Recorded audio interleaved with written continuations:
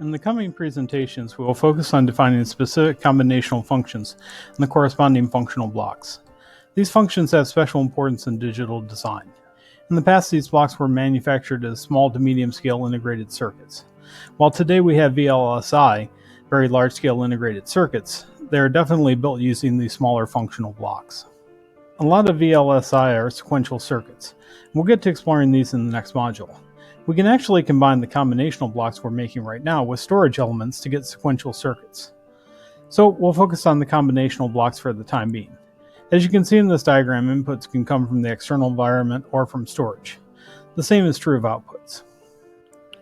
Value fixing, transferring, inverting, and enabling are among the most basic combinational logic functions. In fact, value fixing and transferring don't involve Boolean operations, but just use variables and constants. Inverting obviously only needs one logic gate, and enabling involves one or two logic gates per variable. Let's take a look at the first three functions. This table displays the single-bit functions. If a single-bit function depends on a single variable, then we have four different functions that are possible. F equals 0 and f equals 1 are pretty self-explanatory, and these are known as value fixing. In the second column, we see f equals x. This is known as transferring and takes x from the input to the output. In the third column, we see that f is equal to x naught, which is also known as inverting. Let's take a look at the implementation of these. Here we see the implementations for values fixing, transferring, and inverting. There are two different ways to represent value fixing. In the case of f equals 1, we can do this with a constant or with a power supply voltage signal denoted as either VCC or VDD. Likewise, in the case of f equals 0, we can represent it with a 0 or a ground symbol. Transferring is just a single wire, and inverting is a wire with a single inverter. This is the Turing tumble. Here the green pieces are ramps. They act just like wires in an electrical circuit, and the balls act just like electricity. When we place ramps on the board, you're setting paths that the balls can travel through.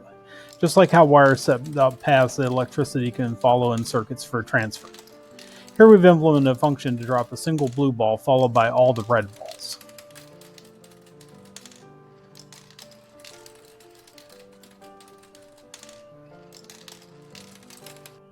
The functions defined so far can be applied to multiple bits on a bitwise basis. Think of multiple bit functions as vectors as single bit functions. Suppose we have four functions, f3, f2, f1, and f0, that make up a 4-bit function f. For a equals 0, f is going to be 0, 1, 0, 1, and for a equals 1, f will be 0, 1, 1, 0. We can implement these as shown as in part A or part B, and we can also represent them with more advanced schematics that are shown in parts C and D. Different tools and texts have different notations.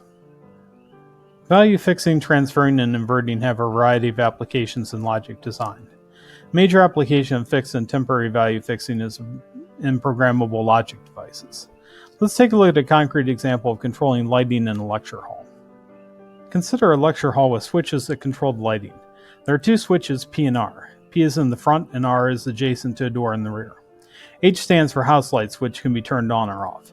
And there are three different modes. M0 means either switch P or R can turn the house lights on and off. M1 means only the switch at the podium can turn the house lights on and off. And M2 means only the rear switch, R, can turn the house lights on and off. To make a truth table, HPR is a function of the three programming modes. M1 and M2 are pretty simple since they depend only on a single switch, either the podium or the rear. M0 requires a bit more thought. The function must permit the changing in one of the two switches to change the output. A parity function, as shown in the table, implements this function, so M0 actually becomes exclusive OR. Now the goal is to find a circuit that will implement the three programming modes and provide the output for HPR. This is a value-fixing implementation of the circuit. We'll see this later in the module as a 4-1 multiplexer. P and R are input variables, as are I0 through I3. Values 0 and 1 can be assigned to I0 through I3 depending upon the desired function of each mode. H is actually a function of 6 variables, and it would take 64 rows and 7 columns if we wrote it out fully. So the abbreviated notation putting I0 through I3 in the output column saves us a lot of space. By fixing the values of I0 through I3, we can implement any function HPR. In fact, we can fix I0 at 0 and use I1, I2, and I3 as variables with values assigned for each of the three modes. This produces the final circuit that we see here. In general, enabling permits an input signal to pass through to an output. Disabling can also replace the input signal with a fixed output value of either 0 or 1. The additional signal is called enable or EN and is required to determine whether the output is enabled or not. If the disabled value is 0, the input gets ANDed with the EN signal. If the disabled value is 1, the input signal is ORed with the complement of EN.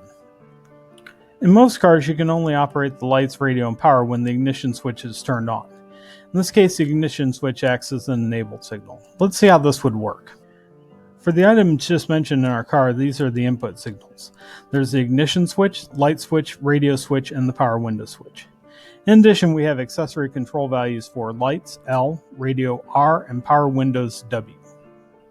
Here we see a condensed truth table for the operation of this automotive subsystem. Note that when the ignition is off, everything else is off. The X's here represent don't care conditions and allow us to condense the truth table. In order to control the devices, the ignition switch and the corresponding device switches need to be enabled. This figure shows the circuit for the car electrical control implemented with enabling. When the ignition switch is on, the accessories are controlled by their switches. When the ignition is off, all accessories are off. So the ignition switch replaces the normal values of the outputs L, R, W with fixed value. It meets the definition of an enable signal we discussed earlier. I hope you enjoyed the photos of a rainy day in Hilo. Thanks for watching and be sure to check La Lima.